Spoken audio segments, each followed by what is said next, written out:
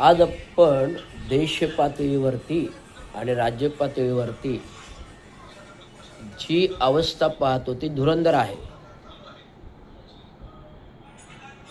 ती धुरंधर अवस्था आहे राज्य पातळीवरती आणि देश पातळीवरती. विकासावर बोलू काही. हे माझं सत्र 5वं आहे. मी पहिल्या 4 सत्रामध्ये विकासाबाबत बरीच काही माहिती दिली की संपूर्ण महाराष्ट्र राज्यातील रस्त्याला खड्डे का पडतात. का खड्डे पडतात? कारण आपल्याकडे कामं थोकपट्टीची होतात. थोकपट्टीची का होतात? कारण आपण जे कामं ठेकेदार नियुक्त करतो त्या ठेकेदारांवर व्हिडिओ वॉच अधिकाऱ्यांचा जो पाहिजे, म्हणजे अभियंतीचा तुटवडा आहे.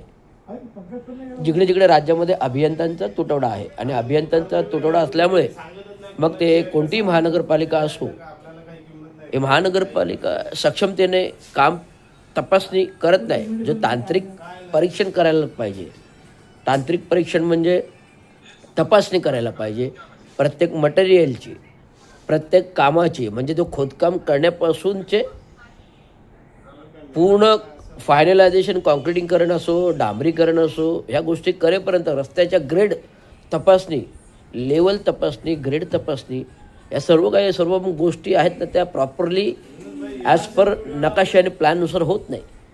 आणि कुठेतरी अनड्युलेशन राहतं आणि अनड्युलेशन राहतामध्ये ग्रेड ऑफ कॉन्क्रीट आणि ग्रेड ऑफ डांबर, मग ह्याच्यामध्ये डिफरन्स आल्यामुळे जो काही पाऊस पडतो ते पावसाचं पाणी त्या छिद्रांमध्ये डांबरामधून जातं, कॉन्क्रीट करणामधून जातं आणि डांबरालाही भगदाड पडतं आणि कॉन्क्रीटलाही भडक जातं. तरी आज आपण पाहतो मुंबई आणि महाराष्ट्रातील कामं, मुंबई महानगरपालिका असेल, ठाणे महानगरपालिका असेल, वसई विरार महानगरपालिका असेल किंवा नवी मुंबई महानगरपालिका, कल्याण, डोंबिवली, उल्हासनगर, संपूर्ण MMR सिटीमधील, MMR रिजनमधील जे काही नगरपालिका, महानगरपालिका आहेत, हे आपल्या जवळची उदाहरण आहेत. यांच्याच विभागात बघा एवढे खड्डे आहेत. आज आमचे मित्र म्हणत आहेत की घोडबंदरवरून येताना जिथे 5 मिनटात पोचणार तिथे 1 तास लागतो यायला, अर्धा तास लागतो यायला. तर हा सर्व अवस्था आहे. मला वाटतं basic urban development means basic गोष्टी जोपर्यंत आपण करत नाही, यांच्याकडे लक्षात नाही, तर मोठे प्रकल्प करून फायदा काय? मोठे प्रकल्प हे होतच राहणार. इन्फ्रास्ट्रक्चर आपल्याला करायचेच आहेत, भविष्यात करावेच लागणार. परंतु बेसिक अर्बन फॅसिलिटीज ज्या आहेत, उदाहरणार्थ पाणी व्यवस्था, ड्रेनेज व्यवस्था, आरोग्य सफाई, घनकचरा सफाई, गटारे सफाई, रस्ते सफाई आणि रस्ते दुरुस्ती, ह्या बेसिक फॅसिलिटीज आहेत. आणि शौचालय, ह्या गोष्टीकडे प्राधान्य जे महानगरपालिकेने द्यायला पाहिजे. त्या महाराष्ट्र राज्यामध्ये म्हणजे 36 महानगरपालिका, म्हणजे 36 जिल्हे आहेत आपल्या महाराष्ट्र राज्यामध्ये. 36 जिल्ह्यामध्ये 36 म्हणजे नगरपरिषद, नगरपालिका, महानगरपालिका असतील. निवडणुकामध्ये पाहिलं की जवळपास 19 ते 25 महानगरपालिका आणि त्याच्या पुढील एक 10-5 नगरपालिका, नगरपंचायती, ग्रामपंचायती असतील, पंचायत समित्या असतील. हे सर्वकडे राज्याचा कारभार एकच, वेगळं काही नाही. त्यांचं काम करण्याचा ग्राफ एकच आहे, लेवल एकच आहे.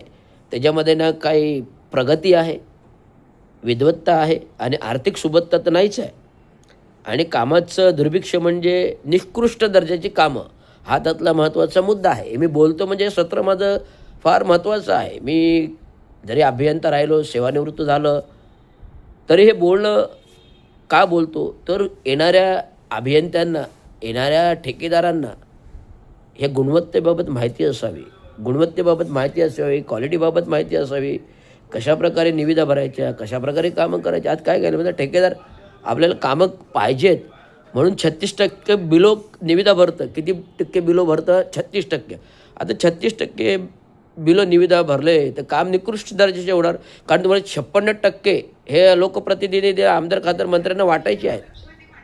जे कोल्हापूरमध्ये परिषद झाली ठेकेदारांची, त्यांनी आकडेवारी दिली, विगतवारी दिली की 56% 100% 100% 56% तुम्हाला वाटप आहे. जर वाटप आहे आणि तुमची निविदात जर तुम्ही 10-15% बिलो येत असेल, मग ते वाटप धरून हे बिलोचे अमाऊंट धरून मग ह्याच्यामध्ये कामं निकृष्ट दर्जाचे होतात, म्हणजे ॲडजस्टमेंट होते, त्याला म्हणतात एडी होते.